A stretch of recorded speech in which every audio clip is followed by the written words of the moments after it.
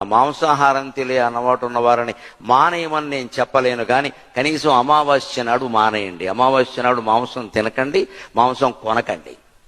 అమావాస్య నాడు ప్రతి జీవిలోనూ శక్తి తక్కువగా ఉంటుంది, మనిషిలో కూడా. అందుకే అమావాస్య నాడు ఏదో ఇంట్లో పనులు చేసుకుని ఉంటారు తప్పితే ప్రత్యేకించి పెద్ద పెద్ద కార్యక్రమాలు పెట్టుకుని ప్రయాణాలు కూడా అమావాస్య నాడు చేయాలి. నీకు ఇంకేం దొరకలేదా, గొడ్డ అమావాస్య దొరికిందా అంటారు. ఎందుకంటే అది అశుభం అని కాదు. అక్కడ దీపావళి అమావాస్య, శుభం అశుభం ఎలా అవుతుంది? అమావాస్య పండుగలు చాలా ఉన్నాయి మనకి. పొలాల అమావాస్య శుభం, అది ఎన్నో అమావాస్య, మహాలయ అమావాస్య శుభం. అది అమావాస్యలో శుభాలు ఉన్నాయి, కానీ జీవశక్తి తక్కువగా ఉంటుంది, ప్రయాణాలకి పనికిరాదు, శుభకార్యాలకి పనికిరాదు. శుభకార్యం అంటే ఇంట్లో బోళ్ళు హడావిడి. నువ్వు అమావాస్య నాడు జీవశక్తి తక్కువగా ఉంటుంది, ఎలా చేస్తావు? అవి 2 సార్లు తిరిగేసరికి పడిపోతావు నీరసం వచ్చి.